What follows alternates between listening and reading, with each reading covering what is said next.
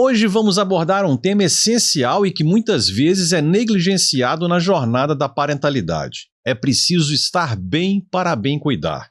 Cuidar de uma criança é um ato de amor, mas também é uma jornada que exige muito. Ser pai ou mãe é uma das experiências mais gratificantes da vida, mas também pode ser desafiadora e, por vezes, avassaladora. E quando a gente esquece de cuidar da gente, tudo parece ainda mais difícil. Entre as responsabilidades diárias, as preocupações e as expectativas, é fácil esquecer que para cuidar bem dos nossos filhos, precisamos, antes de tudo, cuidar de nós mesmos. Nesse episódio, vamos explorar a importância do autocuidado na parentalidade. Vamos discutir como a nossa saúde mental e emocional impacta diretamente na criação dos nossos pequenos e como, ao estarmos bem, conseguimos ser pais mais presentes, atentos e amorosos. Então, prepare-se para uma conversa rica e cheia de insights, onde vamos compartilhar experiências, dicas práticas e estratégias que podem ajudar você a encontrar um equilíbrio entre cuidar de si e cuidar da sua família. Fique com a gente e vamos juntos descobrir como estar bem pode transformar não apenas a nossa vida, mas também a vida dos nossos pequenos.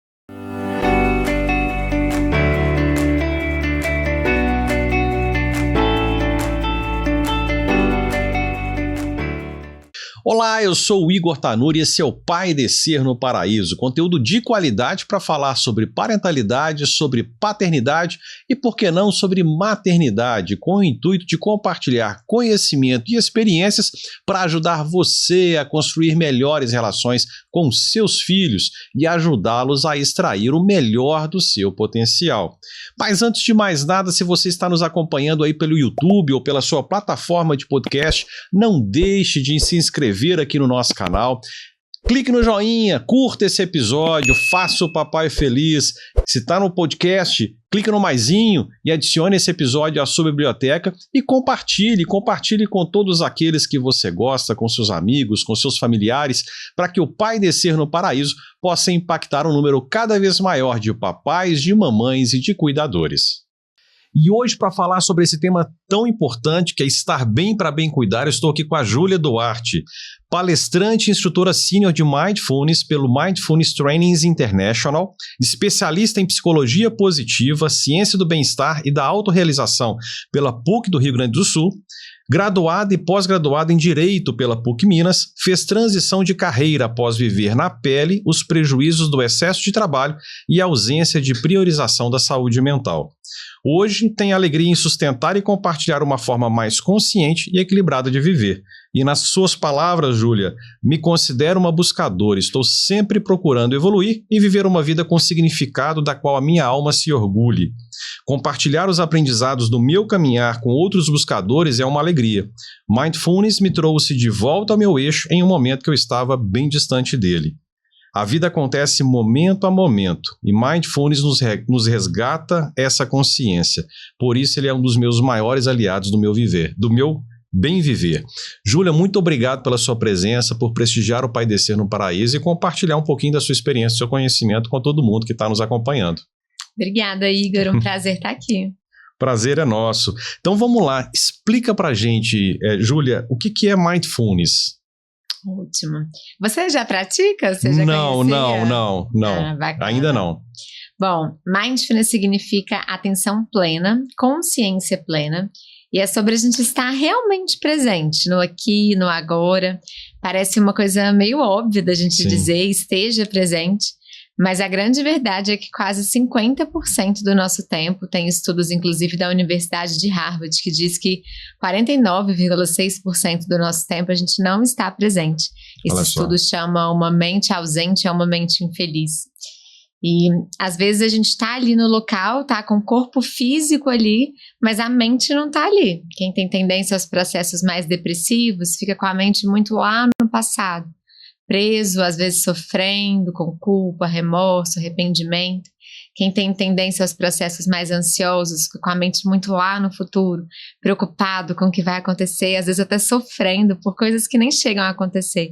Mindfulness é um convite para a gente resgatar a nossa habilidade de estar realmente presente, sem estar no passado, sem estar no futuro, no momento, no aqui e agora, naquilo que realmente está acontecendo.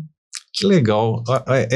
Só para reforçar isso, então, os pensamentos mais depressivos acabam estando mais ligados ao passado e os mais ansiosos mais ligados ao futuro. E a coisa acontece no agora e muitas vezes a gente se desprende disso, né?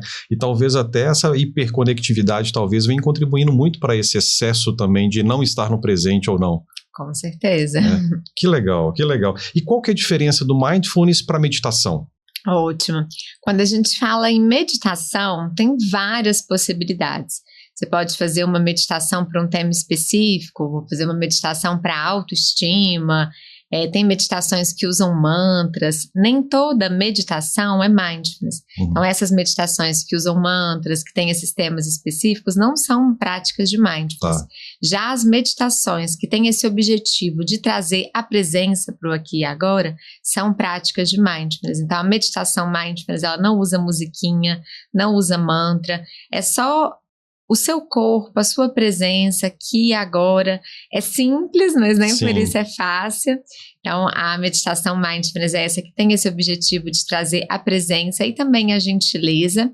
Mas o mindfulness não é apenas meditação. A meditação é uma das formas que a gente tem de cultivar esse estado de presença. Mas o mindfulness, ele é tudo o que a gente faz com presença. Quando você está no aqui e agora, você está presente, você está praticando mindfulness. Perfeito. Mesmo que você não esteja ali, né, na posição, fazendo a sua meditação. Que legal, então posso falar que a meditação é uma ferramenta para me ajudar, a praticar o mindfulness. Perfeito. E aí, além da meditação, a gente tem as práticas informais. A meditação é chamada de prática formal. Prática informal é levar esse estado de atenção plena para as atividades do dia. Depois a gente pode dar algumas sugestões para isso. Temos também as atitudes de mindfulness para a gente levar a presença para a nossa forma de viver. Que legal, que legal. E quais são os benefícios, Júlia? E tem algum benefício que a gente já consegue colher já em pouco tempo praticando esse estilo? Eu vou falar de um estilo de vida, tá certo eu falar isso? Ótimo, eu gosto bastante dessa definição. Mindfulness é um estilo de vida, é muito além de você ficar ali, né, fazendo a sua prática, é sobre como que você vive. Você pode viver ou de uma forma automática, que é quando você está tomando café, mas está pensando na reunião, e está na reunião, está pensando no almoço, e está no almoço, está pensando no trabalho, quando está em casa com os filhos, está pensando em outra coisa, e você nunca está de verdade em nenhum lugar, isso é viver no automático. Ou você pode viver de uma forma realmente presente. Se eu tô com meu filho, eu tô com meu filho. Se eu tô trabalhando, eu tô trabalhando. Perfeito. Conseguir fazer uma coisinha de cada vez. Os principais benefícios de praticar mindfulness, primeiro é sair desse estado automático e viver com mais consciência, viver com mais presença na nossa própria vida. Sair desse estado meio autômato, né? Esse estado meio zumbi, que é quando a gente tá sempre com a cabeça em qualquer lugar, menos naquilo que tá realmente acontecendo. Mindfulness vai trazer também um mergulho muito profundo no autoconhecimento, porque quando a gente está com a cabeça muito cheia, muito perdido nos excessos, a gente não tem nem espaço para poder se ouvir de verdade. Quem sou eu? O que eu realmente gosto? Então, Mindfulness é uma ferramenta junto da terapia, né, para que a gente possa também se conhecer melhor, acessar a nossa sabedoria interna que só se manifesta no silêncio.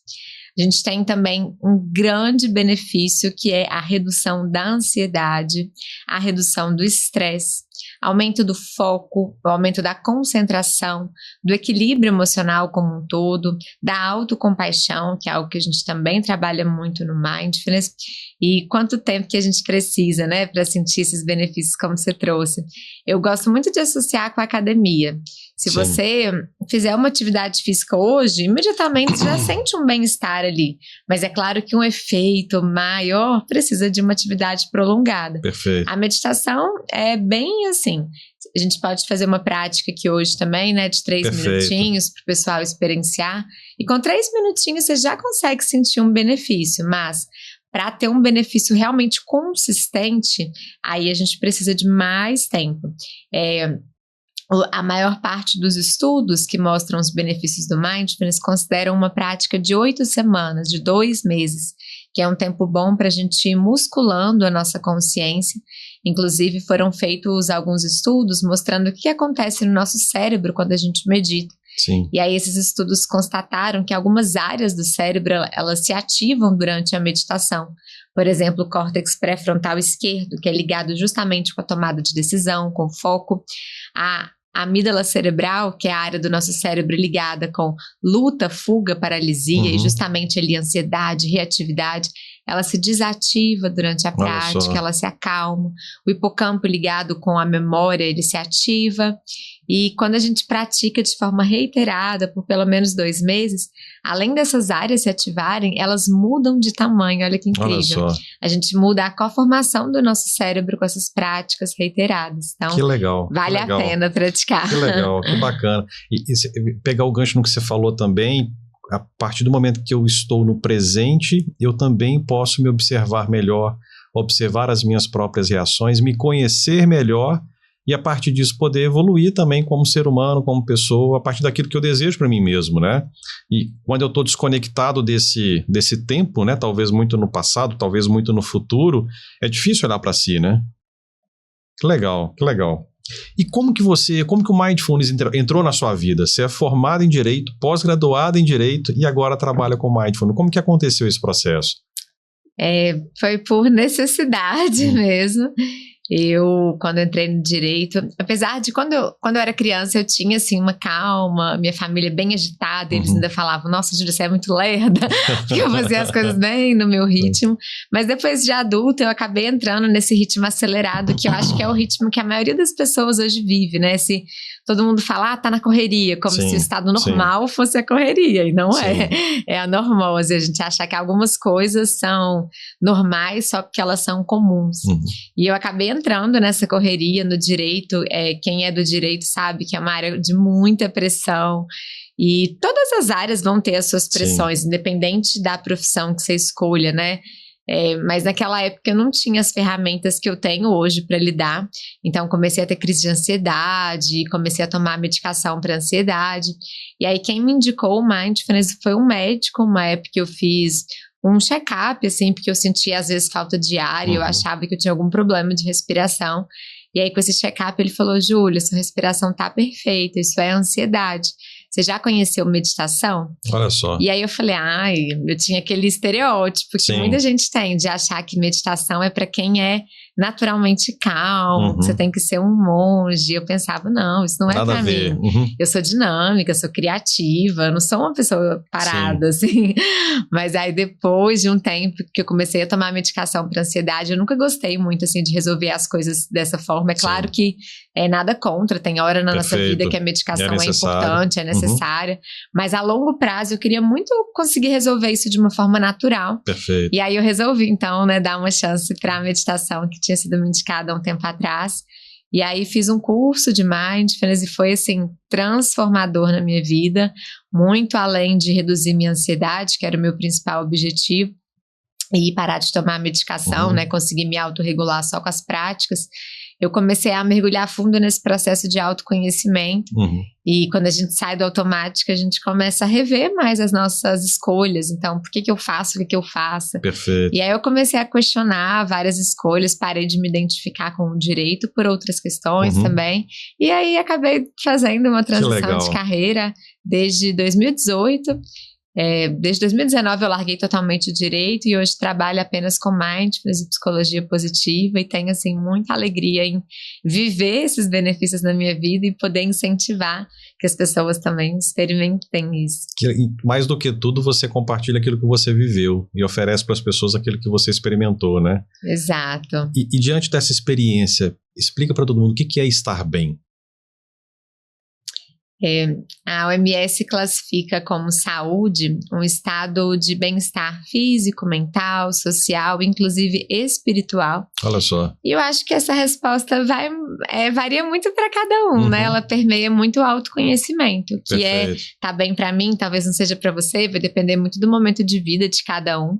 Mas acho que quando a gente fala em estar bem, a gente tem que pensar em todas essas esferas, não só a saúde física, mas a saúde mental, a saúde relacional, a saúde espiritual. A gente tem que ver a nossa vida, né, realmente como uma pizza, não pegar só uma fatiazinha, como a Carol Rache fala, que a gente não é apenas uma fatia, a gente é toda a pizza. Então acho que estar bem passa por a gente cuidar um pouquinho de todas essas áreas que envolvem quem a gente é.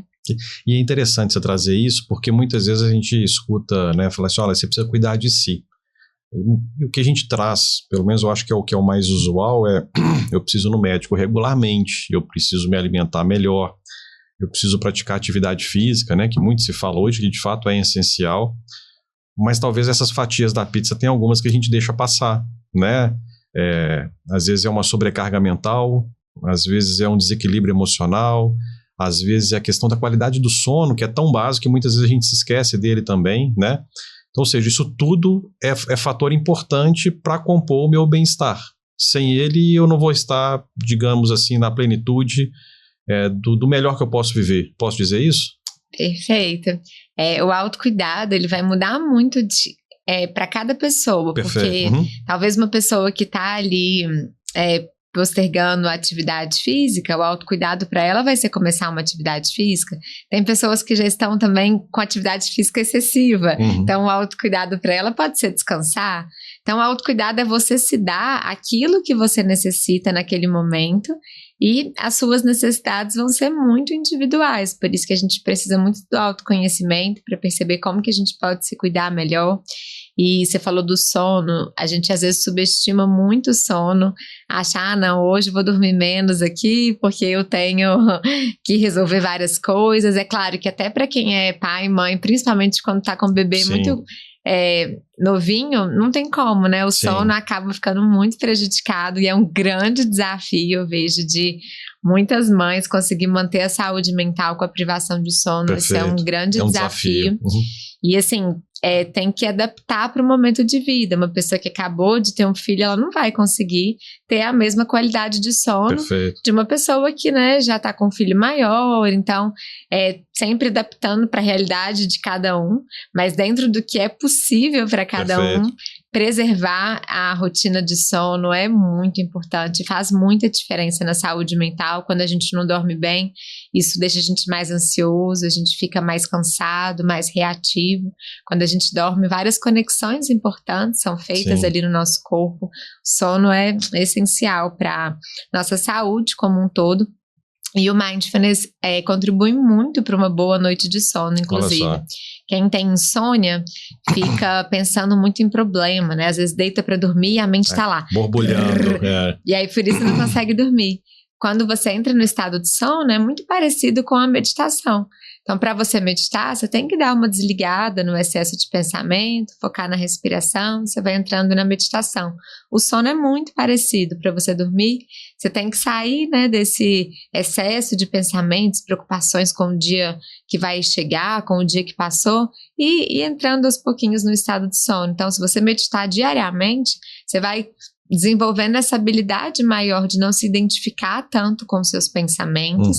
E tem muitos estudos demonstrando os benefícios para a insônia, tanto para quem tem dificuldade de dormir, mas também para quem tem aquele sono mais levinho, não consegue entrar no sono REM, no estado de relaxamento completo. Então, o mindfulness vai ajudar bastante também quem tem essas dificuldades de dormir. Que legal, eu posso falar que com sono em dia, cuidando do sono, eu vou ser mais feliz? Sim, com uma certeza. Coisa tá ligada à outra, né? Porque fica tudo mais difícil impacta, quando a gente não tá descansado, né? Sim, impacta bastante. Legal. Indo aí pros papais e mamães, né? Após a paternidade, a maternidade, eu acho que muito mais até da maternidade, né? A gente ainda tem uma realidade onde muito mais mães cuidam dos filhos do que os pais, né? E essa culpa a gente vê acaba muito mais presente nas mães. Uma culpa de cuidar de si, por parecer ou achar que está despriorizando o filho, né, ao cuidar de si. Como se livrar dessa culpa para entender a importância também de cuidar do meu eu, né? Porque se eu não estou bem, eu não cuido bem de quem precisa de mim, né? E mais do que tudo, e talvez pode ser um caminho, você me fala, é o exemplo de cuidar de si para que ele também aprenda a cuidar de si, né? Como se livrar dessa culpa para cuidar bem dos pequenos? Se livrar totalmente, eu acredito que deve ser bem desafiador, mas algo que ajuda a lidar melhor com isso é você entender que Quanto melhor você tiver, melhor você vai poder oferecer, melhor você vai poder cuidar do seu filho. Eu gosto muito da analogia da máscara de oxigênio, quando Perfeito. a gente está lá no avião, que eles falam, né? Se acontecer uma despressurização, máscaras de oxigênio cairão automaticamente. Coloque a máscara primeiro em você e só depois na criança ao seu lado. Essa analogia, assim, é perfeita, porque você que é pai, quem aí tá ouvindo a gente que é mãe, você sabe que você se preocupa muito com seu filho, Sim. você quer, assim, dar sua vida por ele. Agora, se nem quando você tá no avião, você pode cuidar dele primeiro do que de você, por que no dia a dia, né, a gente acaba fazendo isso? Se você dá ali toda a sua energia pra ele, não tem nada pra você vai ficar com essa energia escassa. E aí o que você poderia oferecer para ele vai ser de menor qualidade. Perfeito. Quando você está abastecido, preenchido, até a presença que você dá para o seu filho, ela é melhor. Perfeito. Porque você está abastecido dessa presença. A gente só pode dar aquilo que a gente tem. Então, e trabalhando, né, essa mentalidade de que autocuidado não é egoísmo. Essa é uma questão que acontece muito na nossa sociedade, assim, das pessoas acharem que me priorizar é egoísmo, dizer não, colocar limites é egoísmo. Só que, na verdade, isso é uma necessidade para todos nós. Se a gente sai dizendo sim para tudo, a gente não consegue dizer sim para a gente, Perfeito. Né? E você como pai, você como mãe, você cuidando melhor de você, você vai estar mais inteira para poder cuidar melhor do seu filho também e ter momentos com ele de inteireza, porque você vai para essa relação estando mais inteiro também com Perfeito. você. E, novamente, né, tem que adaptar esse autocuidado para a realidade de cada um. Quando você vira mãe, vira pai, você não vai conseguir mais. Se você dedicava 1 hora para o autocuidado de manhã, você não vai conseguir, talvez, dedicar esse mesmo tempo. Mesmo se você tiver uma pessoa te ajudando, a demanda é muito grande. Sem dúvida. Mas dá para adaptar para a sua realidade. Eu tenho várias mães que não conseguem. Eu faço uma rotina matinal de manhã que eu gosto muito e me faz muito bem, mas eu não sou mãe ainda. Eu sei que isso não é a realidade de muitas mulheres que são. Então, eu tenho várias alunas que não conseguem fazer essa rotina matinal de 1 hora, como eu faço, só que fazem de 10 minutos. Então, às vezes elas conseguem ali acordar 10 minutinhos antes do filho, e aí às vezes elas vão até pro banheiro pro filho não acordar, e sentada no banheiro mesmo, fazem ali a prática de 10 minutos, e elas falam, Júlia, é impressionante, quando eu faço isso, a qualidade que eu consigo dar pro meu filho quando ele acorda é muito maior. Olha só, que interessante. Porque eu não fico assim tão reativa, eu fico melhor comigo mesma, e aí eu consigo estar melhor também para cuidar dele, né, depois que ele acorda. E a melhor forma da gente ensinar é pelo exemplo. Então, a forma que a gente se cuida, a gente está ensinando também os nossos filhos a se cuidarem. Perfeito. Então, ele vê você ali, né, investindo em você, se cuidando e até sentindo bem-estar e alegria. Isso é importante para ele também. E mais do que tudo é dizer, né, o papai e a mamãe também são importantes, né? Para que ele também dê o valor devido para o papai, para a mamãe, para que também tenha os devidos cuidados, né, um com o outro, né? Igual você falou, aprender também a cuidar de si quando for grande. Isso é extremamente importante, porque eu acho que se a gente perguntar para qualquer pai e mãe, falar, você quer que seu filho se cuide quando for adulto? É claro que eu quero. Então vamos ensinar na prática no dia a dia quando ele ainda é criança, né? Que é o que você está dizendo.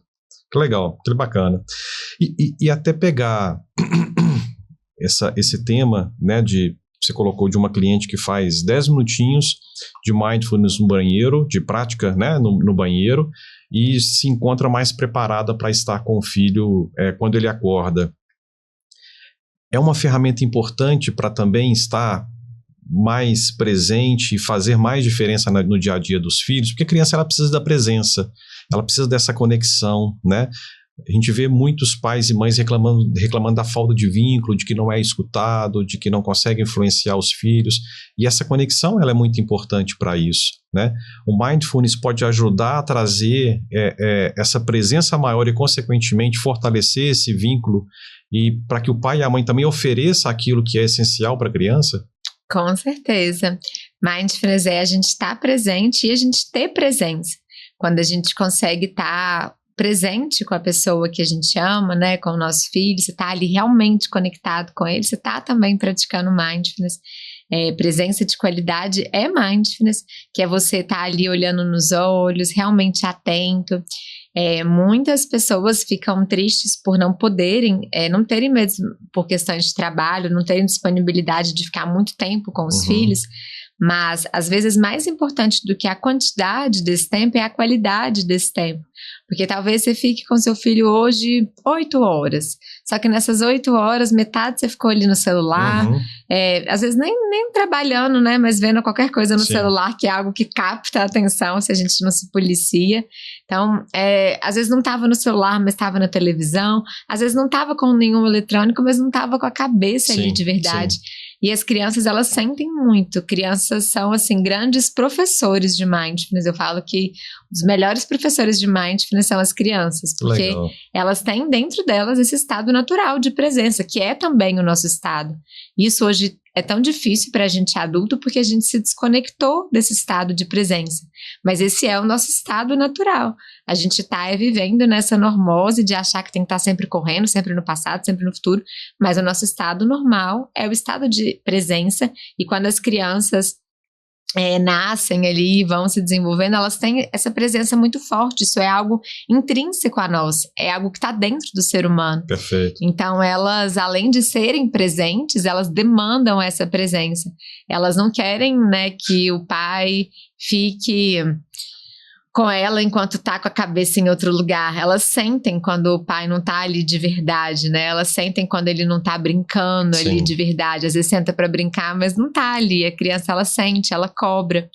E eu até escrevi um capítulo de um livro, fica aqui a sugestão, chama Educação Consciente. Meu capítulo é justamente sobre mindfulness na maternidade. E aí nesse capítulo eu fui dando várias sugestões para levar essa presença para a maternidade quando a gente está no meio das atividades do dia mesmo. Então você está ali trocando a fralda do bebezinho recém-nascido. Você pode fazer isso no automático, ou então pensar, nossa, que saco, que fedor, ou então fazer, já que eu tenho que fazer isso de qualquer forma, e isso a gente pode levar para qualquer atividade, mesmo essas que não são muito prazerosas, já que eu tenho que fazer isso de toda forma, eu vou fazer com intenção. Mindfulness é a consciência que surge quando intencionalmente eu coloco a atenção no momento presente, com curiosidade, com abertura e sem julgamento. Então você pode colocar a intenção, vou fazer isso aqui com total atenção. Já que eu vou trocar a fralda do meu filho, eu vou sentir aqui a perninha dele, o toque suave da minha mão com essa perninha, vou sentir o cheirinho do talco, vou fazer tudo o que eu estiver fazendo com presença. E aí isso vai deixando qualquer momento muito mais significativo. Isso de trocar mais olhares, de estar com seu filho olhando mais nos olhos, estar realmente inteiro ali, é algo que favorece muito o vínculo. E é legal você trazer isso, porque muitas vezes essas atividades corriqueiras de cuidado com os filhos, elas podem ser muito desgastantes, e muitas vezes são muito desgastantes frente a um monte de coisa que se tem para fazer, né? Mas você trouxe essa questão da presença, de fazer com intenção. Eu queria acrescentar aqui também que são momentos que podem sim fortalecer o vínculo e que a gente pode encontrar um certo prazer. Embora talvez não vai ser sempre, vão ter dias mais difíceis e dias que a gente vai conseguir fazer isso de uma forma melhor, né? O momento do banho, o momento de cortar a unha, o momento de escovar os dentes, de colocar para jantar, né? Eu acho que o que você está trazendo é como a gente também tentar buscar ter um pouco mais de gosto pelas coisas do dia a dia. E isso pode transformar um pouquinho também a forma como a gente encara, mesmo existindo ainda alguns momentos que vão ser muito difíceis, né? É o momento, às vezes, de você conversar um pouquinho com a criança de como é que foi o seu dia, me dá os dedinhos do pé aqui para eu lavar direito aqui para não dar o chulé, e aí surge uma brincadeira, né? Às vezes, geralmente eu pego os meus filhos na toalha, coloco aqui na perna esquerda, e na hora que eu vou enxugar o pezinho deles, eu sempre ganho um beijinho de graça, sem pedir, no rosto. São coisas que têm muito valor, né? E que talvez nem sempre vai ser possível, nem sempre a gente vai fazer com gosto, porque às vezes vai estar sendo aquela cobrança, mas que sempre que for possível que a gente consiga também aproveitar esses momentos para fortalecer, que eu acho que é o que você está dizendo, né? Sim, porque passa tão rápido, né? Eles vão crescendo assim.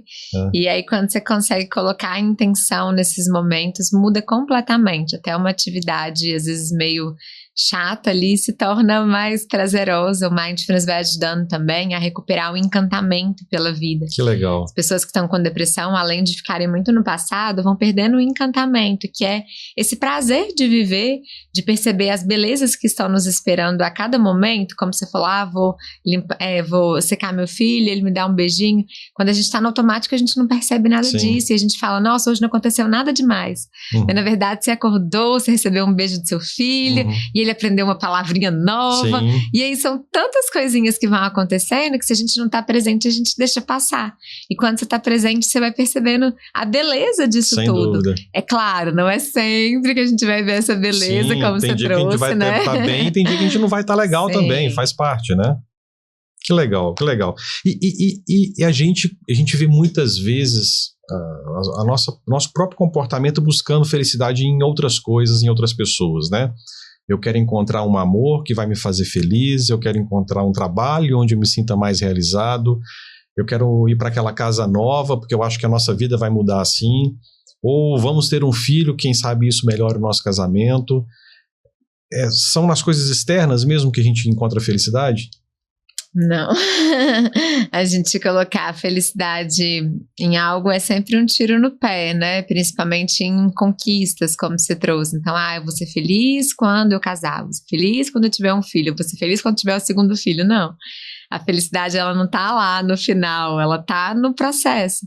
A gente vai conseguindo esses momentos de alegria quando a gente está primeiro presente. Sim. A felicidade ela só é possível no presente, não tem como a gente ser feliz no passado, não tem como a gente ser feliz no futuro. Então quando a gente volta para o presente, a gente consegue encontrar mais desses momentos de alegria que vão construindo a nossa felicidade, que é algo que está dentro da gente. Quando a gente põe lá no futuro, você feliz quando, você feliz se, a gente vai dando um tiro no pé, como fala até no livro Jeito Harvard de Ser Feliz, que se a gente está sempre projetando a nossa felicidade em algo, a gente nunca vai ser feliz de verdade, porque é da natureza humana estar sempre em crescimento. Assim como as árvores, a gente está sempre crescendo, sempre evoluindo. Então é natural que a gente queira novas coisas e não tem problema nisso, é algo bom, desde que a gente consiga também apreciar a jornada até chegar lá, né? E construindo, assim, percebendo a nossa felicidade nas pequenas coisas. Tem um documentário bem bacana, tá no YouTube, chama Happy, um documentário sobre a felicidade, e que ele mostra que, é claro que as pessoas têm que ter um nível básico ali, né, de alimentação, mas depois que elas atingem um nível básico ali financeiro, não é o dinheiro que vai fazer a pessoa ser mais feliz, não são as coisas materiais, né, a felicidade ela é construída de tudo, desses pequenos momentos, às vezes quando a gente para perceber, o que me fez feliz hoje, a gente vê que são coisas muito pequenininhas e que estão à nossa disposição, só que se a gente está no automático, na correria, a gente acaba não valorizando. Sim, e essa questão de valorizar o caminho, é importante a gente lembrar também que nenhum sentimento é permanente, né? A felicidade ela não é permanente, né? Vão ter momentos mais difíceis, vão ter momentos onde eu vou ficar triste, vão ter momentos onde alguns outros sentimentos vão de repente permear ali o meu dia a dia, mas essa consciência me faz voltar para o meu eu de uma forma mais fácil, é isso? Sim, e isso é super saudável, inclusive, ninguém vai ficar triste ou feliz o tempo todo. Sim. A gente não é nenhuma inteligência artificial, né? Então, ao contrário do que acontece ali com os robôs, a gente vai sentir as emoções básicas, tristeza, alegria, medo, felicidade, a gente vai sentindo as emoções e o fato da gente se identificar ou não com elas é que faz também muita diferença. Mindfulness vai nos dando muitas ferramentas para a gente poder ter inteligência emocional, que não é você não sentir as emoções, é você, olha, eu percebi que eu tô triste, ao invés de ficar fugindo da tristeza, como muitas vezes a gente faz, eu tô triste, eu vou trabalhar demais, eu tô triste, eu vou beber demais, eu tô triste, eu vou fazer qualquer tipo de excesso que não me deixe entrar em contato com a tristeza, tudo que eu não consigo entrar em contato, eu também não consigo transcender. A partir do momento que eu entro em contato com a minha tristeza, por mais difícil que seja, eu vou também abrir um espaço para cura, inclusive para pedir ajuda se necessário. Perfeito. Porque talvez, né, no caso de uma tristeza mais profunda, talvez você não vai conseguir lidar com isso sozinho e não tem vergonha nenhuma a gente de pedir ajuda, né? Os profissionais da saúde mental, psicólogos, psiquiatras estão aí para nos ajudar. Perfeito. E é super importante quando a gente percebe que não está dando conta ali, procurar ajuda. E a gente vai ter todas essas emoções mesmo, e elas inclusive fazem a gente ver mais as emoções ditas como positivas, assim como a gente vê o claro, a gente vê o sol nascendo porque teve a noite, depois que a gente tem a tristeza, a gente também fica mais evidente quando a gente vê a alegria. Que legal, que legal. E falando dessa questão, né, do bem-estar, hoje a maior parte das pessoas passa a maior parte do tempo no trabalho, né? Para muita gente, a gente vê que o trabalho acaba sendo um sofrimento grande, né? Seja pela cobrança, por não ser aquilo que eu quero, por de repente ter uma imaginação de que quero um trabalho onde não me dê estresse, que não me traga dificuldades, onde eu consiga fazer as coisas de uma forma tranquila.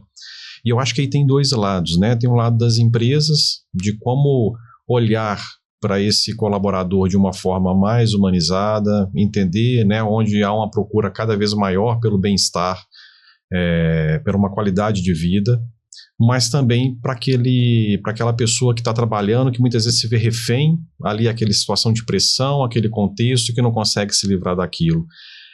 Primeiro eu te pergunto, como que as empresas o que elas precisam compreender, né, sobre essas pessoas que estão buscando bem-estar, que inclusive muitas vezes têm talentos, que recusam promoções, que saem das empresas justamente por não encontrar essa qualidade de vida. O que as empresas precisam entender para tentar aliar isso também, né, ao resultado que elas esperam e também frente ao que a mão de obra hoje em dia está cada vez também demandando mais, né?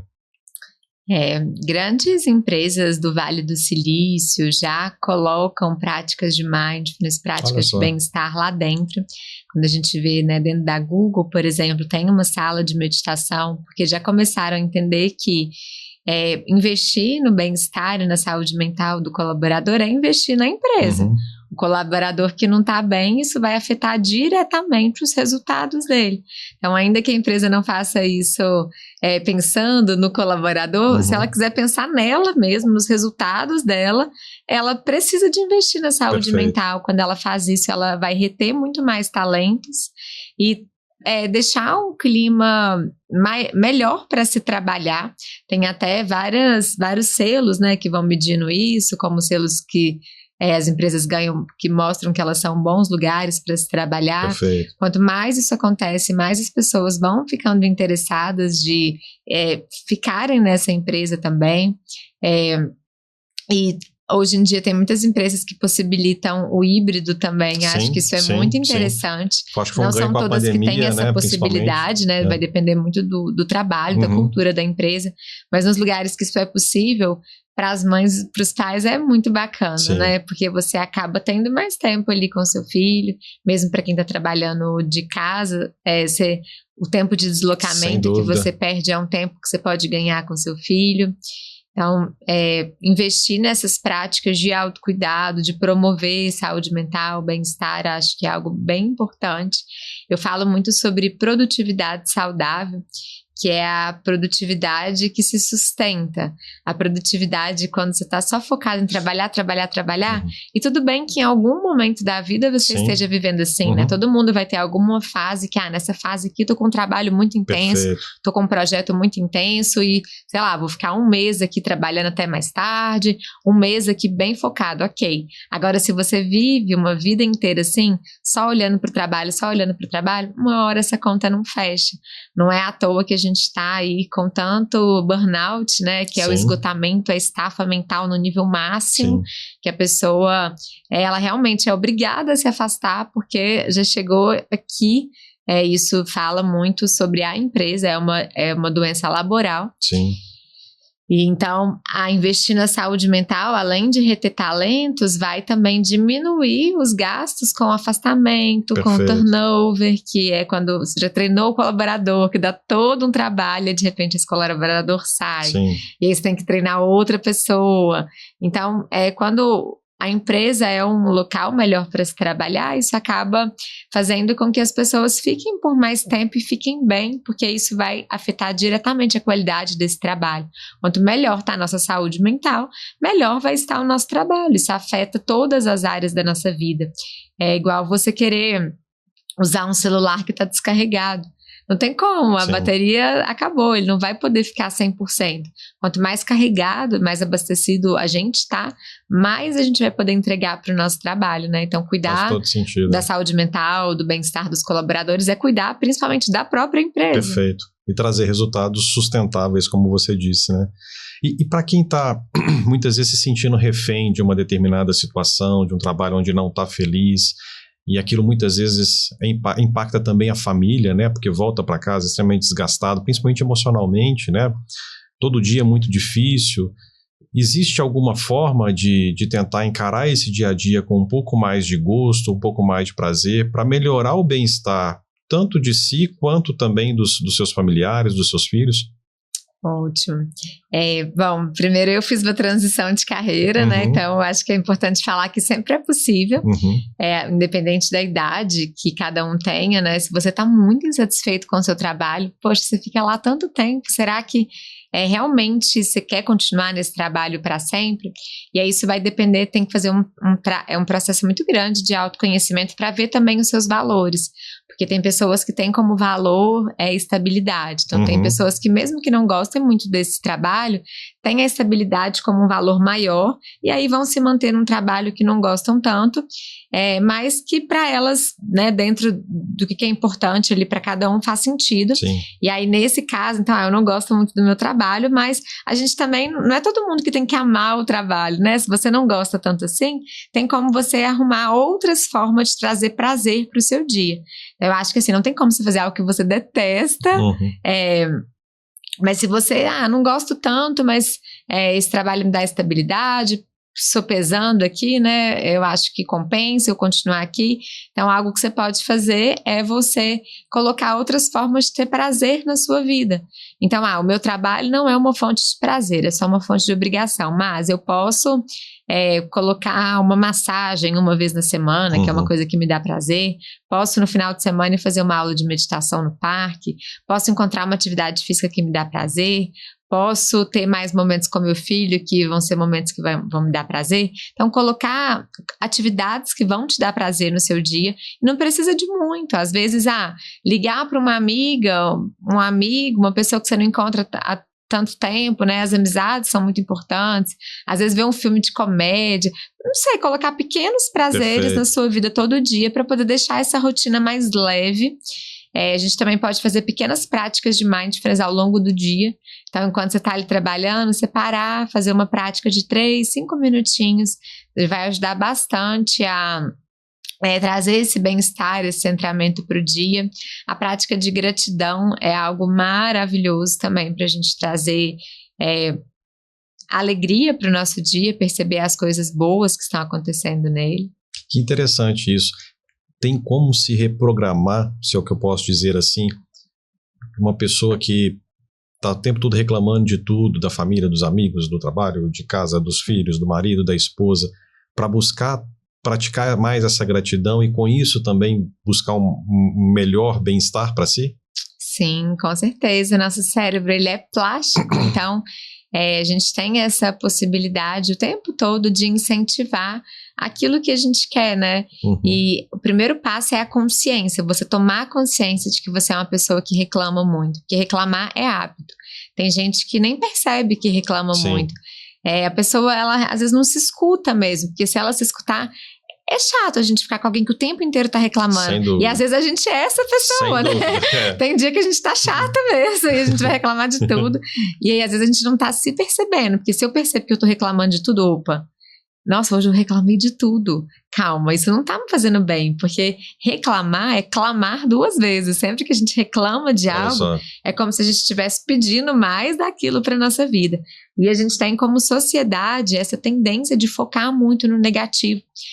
Vem de uma sociedade muito bélica, muito focada em guerra, e aí a gente vem, né, com esse mecanismo de sobrevivência, de luta, e aí a gente tem que focar no negativo até como uma forma de proteção. Isso é algo ancestral que a gente tem. Eu foco no negativo para poder me proteger, achando que sempre, né, vai ter um leão ali para poder chegar aquilo que os nossos ancestrais tinham de perceber. Qualquer sinalzinho podia ser um predador. Sim. A gente tem isso até hoje dentro da gente.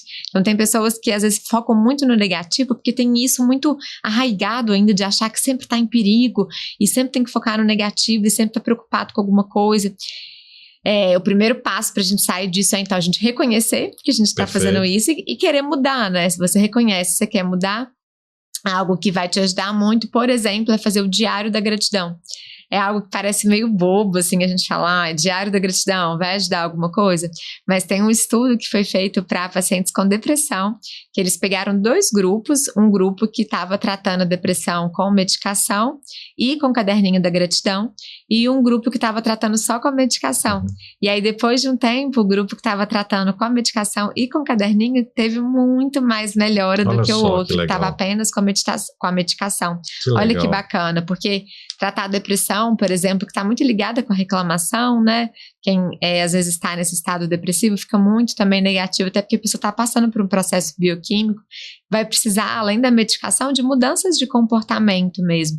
Então, esse caderninho da gratidão, quem está ouvindo a gente aí pode fazer todo dia. Isso é algo muito bacana para fazer, inclusive, com os filhos. Perfeito. Para já convidar eles para terem esse hábito desde criança. Então, você pode ter um caderninho da gratidão, ou então um potinho da gratidão. Isso funciona muito com as crianças também. E aí, vocês combinam 1 hora do dia. Então, depois do café da manhã, ou então antes de dormir, algo que seja ali a rotina da família, pode incluir todo mundo. Então, vai ser o momento de agradecer. E aí, cada um escreve lá no caderninho. Escrever é melhor do que falar. Perfeito. Porque vai forçando aqui o nosso cérebro a ver o que tá bom. Quando a gente escreve, a gente força mais ainda. Então, ou escreve no papelzinho para os filhos que já vão conseguir escrever, né? Os que não conseguirem, o pai pode escrever, a mãe pode escrever, ou colar lá. E aí, você ou escreve num papelzinho, ou escreve no caderninho. Se for no potinho, você vai jogar, aí amassa e joga lá dentro do potinho. Ou então no caderninho vai escrevendo de 3 a 5 razões para você agradecer naquele dia. E, gente, é muito incrível, porque você começa a perceber que, mesmo que a vida esteja um caos, tem muita coisa boa acontecendo quando a gente foca nessas coisas. Porque tudo que a gente foca expande.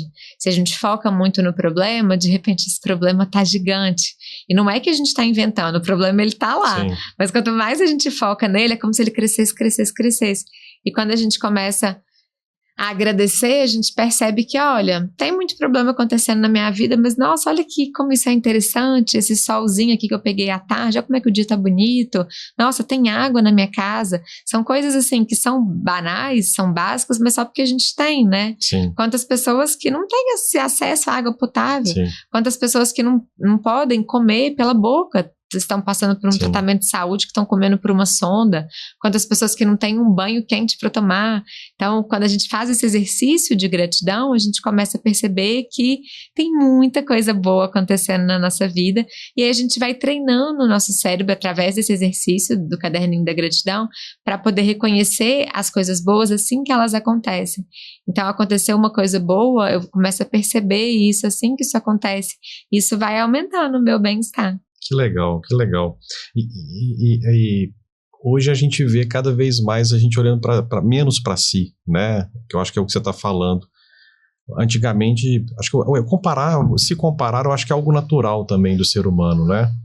Mas antes eu me comparava com o meu vizinho, com o meu colega de trabalho, com meus familiares, e hoje com a rede social a gente se compara com muitas vezes modelos inalcançáveis e que muitas vezes são irreais, né? A gente vê, tem muito conteúdo também que traz uma ostentação ou um estilo de vida muito distante, que, como eu falei, que muitas vezes não é verdadeiro, é algo, né, também ali às vezes tem outros interesses por trás, e eu me desconecto cada vez mais de mim mesmo, tentando buscar aquilo que é inalcançável. Se é inalcançável, eu nunca atinjo, então se eu nunca atinjo, isso talvez traz mais desconforto, mais frustrações, né?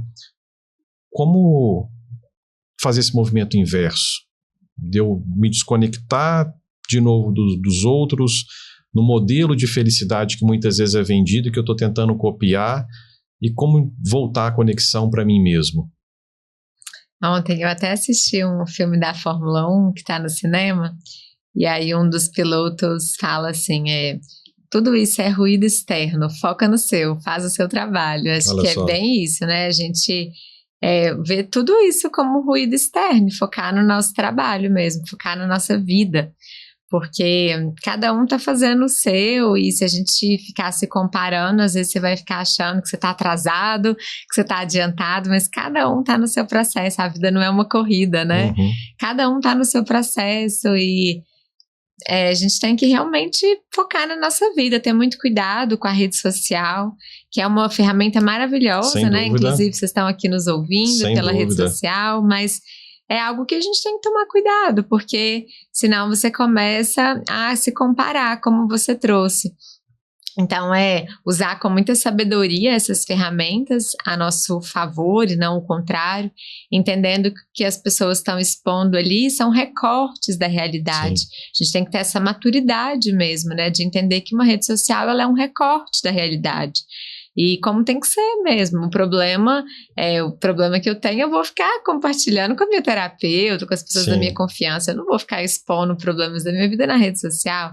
Então, quando a gente vê, só tá acontecendo coisas boas com as pessoas, não, aquilo é o recorte que elas estão escolhendo para poder compartilhar. Mostrar. E aí a gente não se identificar achando que a nossa vida tem que ser aquele recorte, que tem que ser a maternidade perfeita, que tem que ser a paternidade perfeita, que tem que ser a vida perfeita, né? Porque a vida, ela acontece na imperfeição, todos buscando melhorar, buscando ser pessoas melhores para a gente, para os filhos, para o mundo. E meditar diariamente vai ajudar bastante a gente a entrar em contato com quem a gente é e não ficar, né, se comparando ali com o que as outras pessoas fazem ou dizem. Eu até estava vendo um podcast hoje da Ivana, ela falando que muitas pessoas ficam dando pitaco, né, na vida das mães, então, faça isso, faça aquilo, e como que a gente não se identifica com esses pitacos, assim, seguir no seu coração. Então, vão ter várias formas, não tem uma receita de bolo. É claro que a gente pode aprender com as pessoas. Perfeito. Tem pessoas que a gente vai confiar e que a gente vai pedir principalmente conselhos, e acho que esses são os mais valiosos quando a gente pede de alguém que a gente confia. Mas às vezes uma pessoa deu um conselho que não foi solicitado, que é o pitaco ali, né? Então, acho que isso pode ser feito, realmente buscar ter o seu centramento para poder não deixar que qualquer opinião, que qualquer coisa que venha de fora te atinja tanto. Quanto mais centrado em você tá, quanto mais você se conhece, mais você vai perceber que você está fazendo o melhor, que você acredita que é certo. E acho que todos os pais vão errar, vão acertar. Sim. Mas se eles estão seguindo o coração deles, nesse momento eu tô fazendo isso porque eu acho que isso é o correto, acho que isso é muito importante, né? Cada um vai estar sempre fazendo o melhor com as condições que tem. E a condição que a gente tem, ela muda de tempos em tempos. Então, quando você já é pai de 2 filhos, o que você sabe depois do segundo filho é muito diferente do que você sabia no primeiro, sem dúvida, né? Completamente. Mas nos 2 você estava dando o seu melhor conforme o que você tinha naquele momento. Então acho que é importante honrar essa jornada também de, eu sou melhor que eu dou conta hoje. Daqui a um tempo eu vou ser melhor ainda, mas hoje é isso que eu dou conta. Isso é suficiente também, eu não tenho que me comparar com outra pessoa, porque eu tenho o meu processo, ele é único e ele é lindo.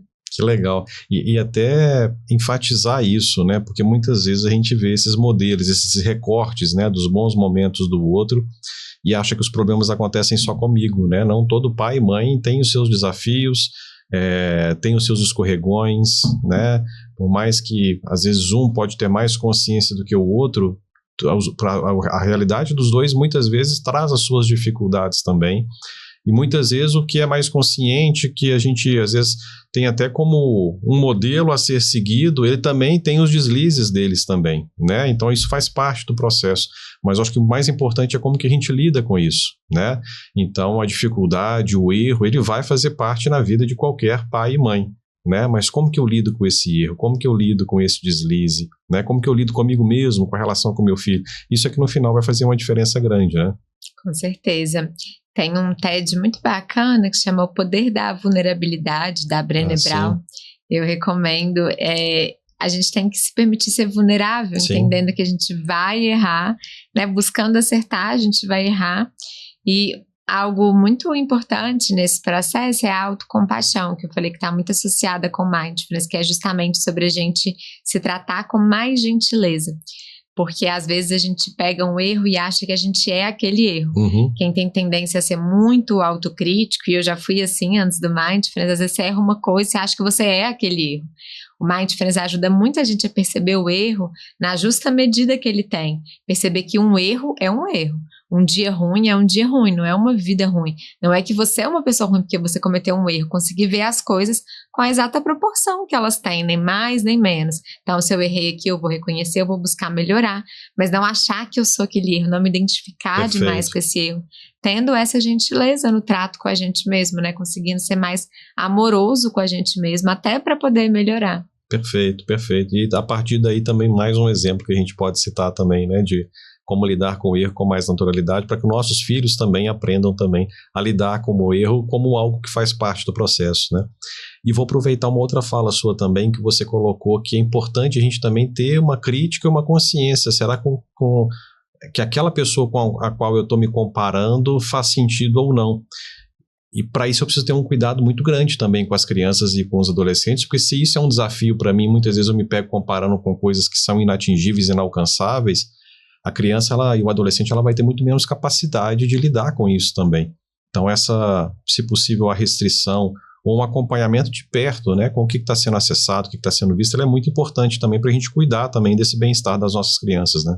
Sim, se os adultos já têm dificuldade, né, de entrar em contato com tantas informações e não sofrerem abalo na saúde mental, quem dirá as crianças? Sim, perfeito. Você tem um exercício, você fala lá na sua página do Instagram, que é justamente tentar identificar e tomar consciência das coisas que são as maiores fontes de estresse, né?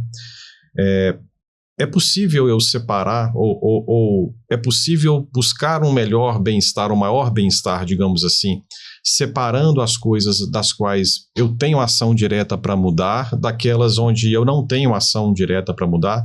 Isso pode ser um caminho para tentar se sentir melhor?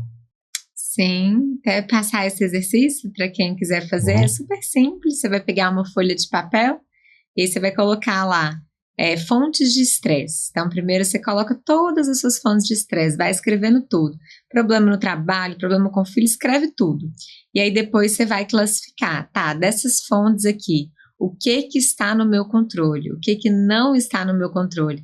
Porque tem fontes de estresse que estão no nosso controle. Perfeito. Tem coisas que você pode mudar. E aí é nessas coisas que está ali onde a gente tem que agir, né? Então, uma coisa simples aqui é você talvez delegar uma atividade como fazer compra. Te gera estresse ter que pegar trânsito, ter que descer para ir lá fazer o hortifruti, ter que voltar. Isso às vezes é uma coisa que vai te gerar estresse. Só que isso é uma coisa que você pode resolver. Hoje em dia com o celular a gente consegue, né, pedir várias coisas pelo delivery. Então tem coisa na sua vida que você consegue resolver. E aí talvez você pode começar para reduzir o estresse por essas coisas que estão no seu controle. E aquelas que não estão no seu controle, aí é muito mindfulness, trabalhar resiliência emocional para poder lidar com o que está fora do nosso controle. E o que está dentro do nosso controle e fazendo as mudanças que a gente pode, né? Ver como que a gente pode delegar, pedir ajuda, fazer mudanças na nossa vida, talvez sair de situações, colocar limites, dizer não, que a gente precisa de dizer. Às vezes mudar a rotina, né? Pode ser também um fator também para poder lidar melhor com algumas situações, né? Sim. Legal, legal. Você falou aqui de repente fazer uma prática aqui curta para a gente aprender um pouquinho mais sobre isso, para quem está nos acompanhando também poder entender um pouco melhor e experimentar também. Podemos fazer? Claro, vamos lá. Vou conduzir vocês então. Vamos fazer uma prática de uns 3 minutinhos. Vocês verem que não precisa de muito tempo. Pode se sentar de forma confortável. Começa percebendo como é que está o seu corpo agora. Vai fazendo alguns movimentos suaves com o corpo. Alongando, esticando. Experimenta girar o maxilar, abrindo e fechando o maxilar. Soltar as tensões aí na mandíbula. Experimentando girar o pescoço.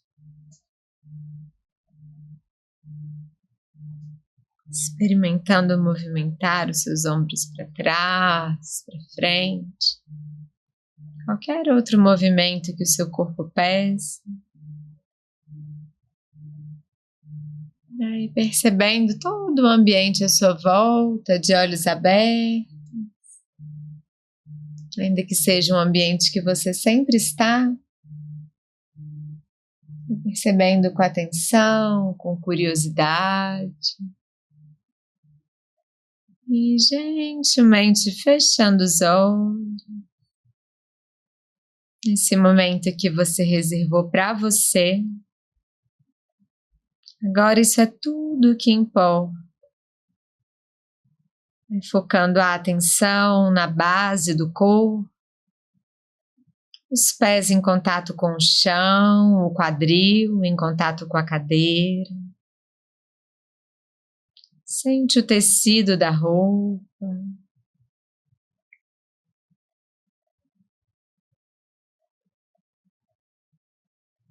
Habitando o corpo, ao invés de habitar apenas a mente, sentindo o seu corpo.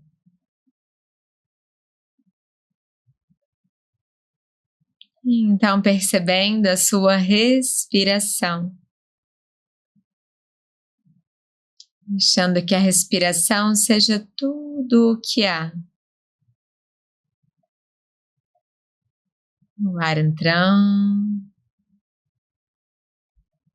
O ar saindo. O ar entrando e saindo.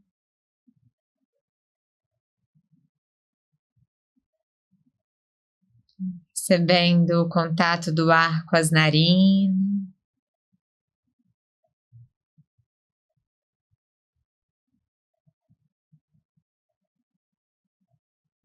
Completamente natural que a sua mente se distraia, vá para longe. Se isso acontecer, você pode dizer oi pensamento, tchau pensamento. Apenas procurando não alimentar os pensamentos da melhor forma possível. Voltando para a respiração. Sentindo seu pulmão se enchendo. Se esvaziando.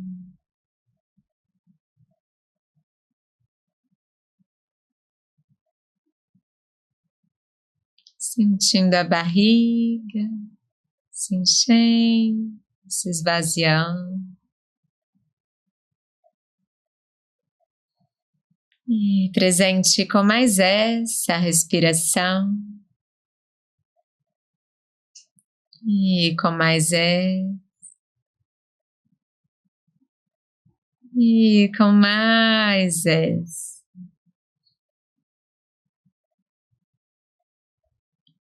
Então, tirando esse momento final para perceber como você se sente, se agradecendo por ter tirado esse tempo para você, talvez colocando esse compromisso de ficar mais presente no dia de hoje, conseguir tirar mais momentos para se cuidar. Se priorizar. E gentilmente vai movimentando o seu corpo. Abrindo os olhos. E concluindo a prática. Muito bom, muito bom. E é interessante como que a gente sente uma calma, né? Parece que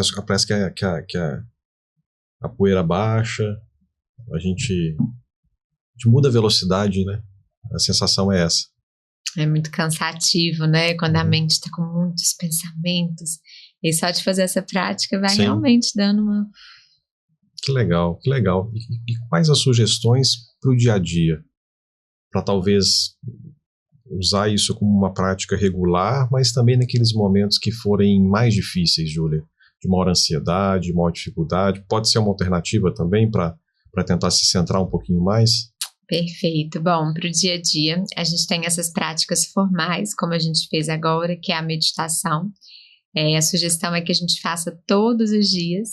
Quanto mais a gente fizer essas práticas diariamente, menos ansiedade a gente vai ter, menos episódios, né, de ansiedade excessiva a gente vai ter, mais inteligência emocional a gente vai ter para lidar com as adversidades que fazem parte da vida de todos nós, como se a gente fosse colocando um reservatóriozinho ali de inteligência emocional quando os problemas aparecem.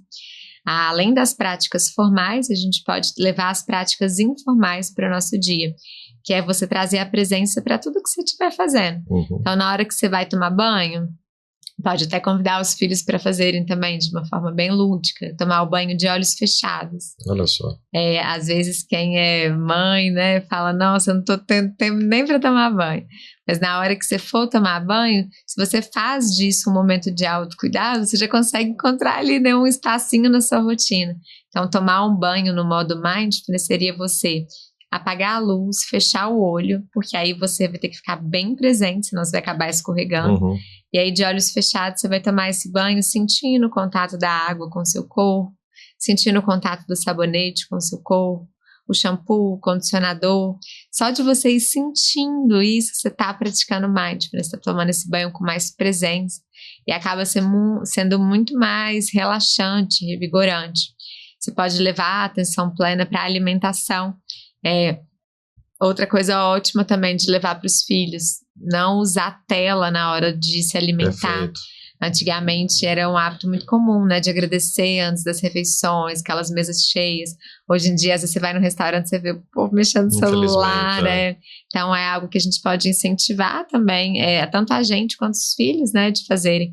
Na hora de se alimentar, televisão, computador, tudo desligado. Tirar um momento antes de comer para poder sentir sua fome, cuidar da apresentação do seu prato. Isso tem tudo a ver com mindfulness, o mindful eating que a gente tem dentro do mindfulness, que é a alimentação consciente. Você tirar um momento ali para cuidar da apresentação do que você está comendo, tirar um momento para agradecer. A gratidão é uma das atitudes de mindfulness, agradecer pelo alimento. Pode até dar as mãos ali, né, todo mundo agradecer, fazendo esse momento antes de começar a se alimentar, sentir a cor, perceber a cor do alimento, sentir a textura, levar até próximo do nariz, sentindo o aroma do alimento, tentar comer um pouco mais devagar do que o habitual, deixando descansar os talheres entre uma garfada e outra. Essa é uma prática informal de mindfulness. Quando você vai dirigir, ou mesmo vai se deslocar a pé de um lugar para o outro, colocar essa intenção de fazer isso com atenção plena. Então, vou fazer esse trajeto sem celular, vou fazer esse trajeto sem música. Às vezes a gente fica o tempo todo ouvindo um podcast, ouvindo uma música.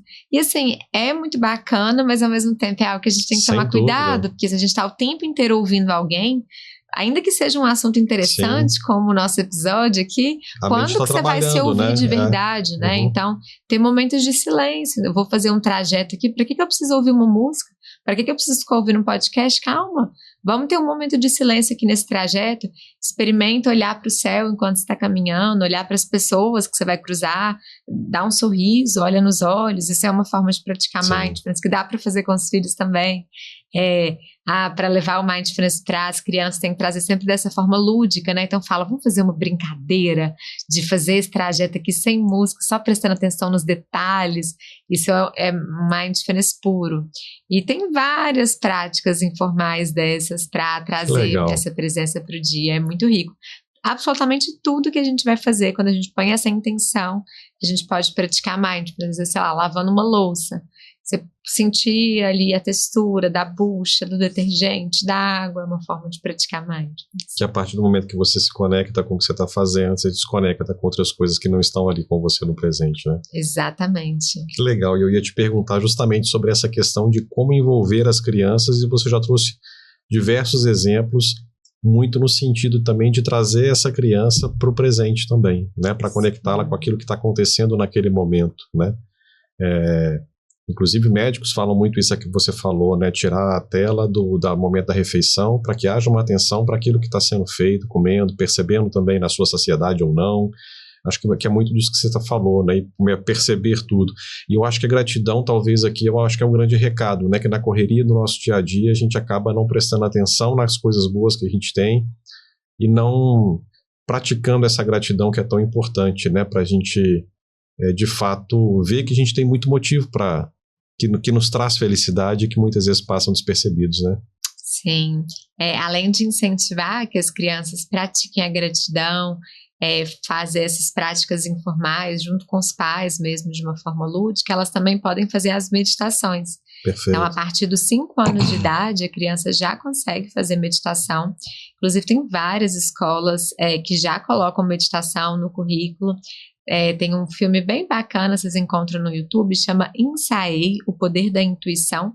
Ele mostra várias escolas que têm o Mindfulness lá dentro. Que legal. E é incrível como que as crianças já vão tendo, desde pequena, essa ferramenta, né, de inteligência emocional, de conseguir voltar ali para elas. É muito rico. A partir de 5 anos elas já vão conseguir fazer práticas mais curtinhas, Sim. né?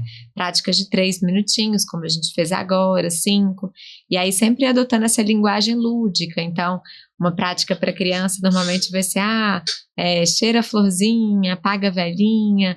Eu tenho uma que é o escaneamento corporal maluco, que no adulto a gente só vai sentir na parte do corpo, na criança vai fazendo uns tremelique, para ficar uma coisa divertida também. Coloca às vezes um ursinho na barriga. Tem algumas estratégias para a criança se interessar, sempre de forma lúdica, né, sem colocar como uma obrigação, que você fala, você vai ter que meditar, ela vai achar que aquilo é uma coisa chata. Então, a melhor forma, até o Jon Kabat-Zinn, que é uma das grandes referências de Mindfulness, foi o primeiro que estruturou o programa de 8 semanas, ele fala que a melhor forma de você incentivar os seus filhos a meditarem é eles verem você meditando. Que legal. Então ele falava que hoje o filho dele também é instrutor de Mindfulness, ele falava, como que eu fiz meu filho se interessar por meditação? Eu fazia da meditação algo tão natural quanto escovar o dente. Então um dia eu meditava no meu quarto, um dia eu meditava na sala, um dia na cozinha, para o seu filho ficar vendo a meditação ali como uma parte da vida, né? Se ele ficar vendo você fazendo aquilo, é natural que possa surgir esse interesse. Ao invés de ficar forçando, falando, filho, você tem que meditar, você é ansioso. Não, primeiro você faz. Só de você fazer, pode ser que surja, né, esse interesse dele. E o exemplo arrasta, não tem jeito. Sem dúvida. E é o que a gente fala muito, né, de que se eu quero mudar o meu filho, essa mudança necessariamente ela vai ter que passar por mim. Sim. Né? Então, que legal, que bacana. Muita gente chega até pra mim falando, Júlio, eu quero que meu filho medite, só que o pai mesmo não medita, não faz isso. Então, como que o filho vai meditar? Não tem como. Exatamente. As crianças aprendem pelo neurônio espelho, que é por repetição. Todos nós aprendemos pelo neurônio espelho, né? Nas crianças isso é muito forte. Quando a gente boceja, que alguém boceja também, é o neurônio espelho, essa repetição. Então, se o pai está muito ansioso, isso vai impactar na criança também. Hoje a gente está vendo muitas crianças ansiosas. Eu já tive crianças de 11 anos que foram fazer o meu curso, e fizeram junto com a mãe, mas pela criança, porque a criança estava muito ansiosa.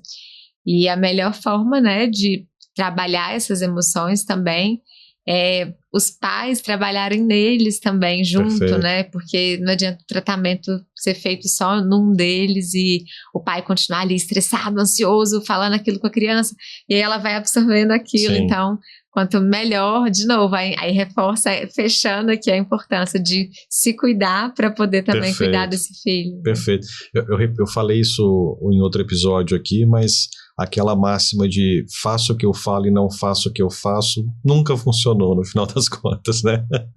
Então, que a gente possa educar pelo exemplo e ter a consciência de que a mudança que eu preciso que meu filho tenha, ela vai necessariamente passar por mim, né?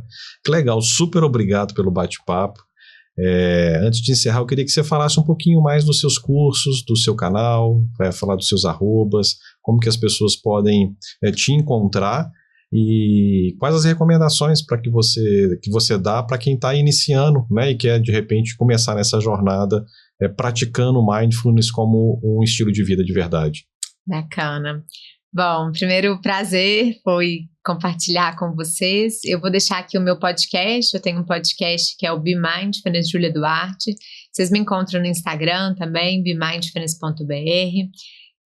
Lá no Spotify, vocês têm várias práticas, tanto no Spotify quanto nas outras plataformas, várias práticas para começar, 3 minutinhos, 5 minutinhos, 10. Sugestão é fazer aí 2 vezes por dia para já começar a colher benefícios. E para quem quer realmente ter benefícios mais consistentes, eu recomendo muito o curso de Mindfulness. Eu tenho um curso 100% online, para quem é pai, isso é maravilhoso, Perfeito. né? Porque tem mais flexibilidade de tempo, ele já é gravado, então você pode ver no seu tempo, são 16 módulos, mais de 50 meditações, uma aula ao vivo por mês, acesso por 1 ano. Além do curso online, eu tenho cursos presenciais também, que tem duração de 2 meses aqui em Belo Horizonte. E tenho também retiros de final de semana, imersão de um final de semana, de um dia. Pode acompanhar lá no Instagram, bemindfulness.br, que lá eu estou sempre divulgando. Vai ser um prazer ter vocês. Que legal. E esses retiros presenciais costumam ser aqui na região de Grande BH e também em São Paulo? Eu já dei em vários locais do Brasil. Como eu gosto muito de viajar, às vezes eu associo, né, com alguma viagem. Já dei na praia, no Rio, São Paulo. Então, mas os que eu mais dou são aqui em Minas, que eu sou de Minas também, mas tem em diferentes locais. Mas é importante acompanhar por lá, que pode ser que tenha na cidade aí de quem está nos acompanhando também. Isso mesmo. Que legal, que legal. Júlia, super obrigado mais uma vez. Foi um prazer conversar sobre isso.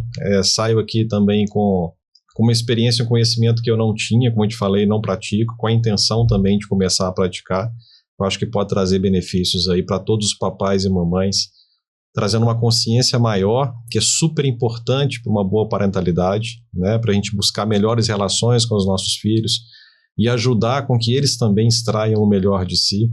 Então, obrigado por ter compartilhado toda a sua experiência, seu conhecimento e acho que fica um recado, né? Vamos olhar para a gente, vamos curtir o presente, que é a partir dele que a gente vai conseguir, de fato, buscar o melhor para a gente mesmo. Não é isso? Muito bom, Igor. Obrigada pela oportunidade e sucesso. Para nós, super obrigado mesmo. Então é isso, espero que esse episódio tenha te tocado e despertado em você a importância de se cuidar e também de ajudar todos aqueles que você ama a se cuidarem também. Mais do que tudo, precisamos ser exemplos para os nossos filhos de autocuidado. Afinal, quando adultos, eu tenho certeza de que todo mundo deseja que eles se cuidem, que se priorizem. Então, que nós possamos ser exemplos, desde já, de como é ser assim. E que possamos estar e viver no presente, pois é dele que vêm as conexões, é dele que vem a felicidade pura e simples, nas pequenas coisas. E não deixe de curtir esse episódio, faça o papai feliz, dê o seu joinha, também se inscreva no nosso canal, no nosso podcast e compartilhe esse conteúdo com todos aqueles que você ama, que você quer bem, sejam familiares, sejam amigos, colegas, para que o Pai Descer no Paraíso impacte positivamente o maior número possível de papais, de mamães e de cuidadores. Lembrando que no Instagram, no YouTube e também nas plataformas de podcast, você nos encontrará como Pai Descer no Paraíso. E no TikTok, como Pai Descer no Paraíso.tiktok. Um forte abraço para todos vocês e até o próximo episódio.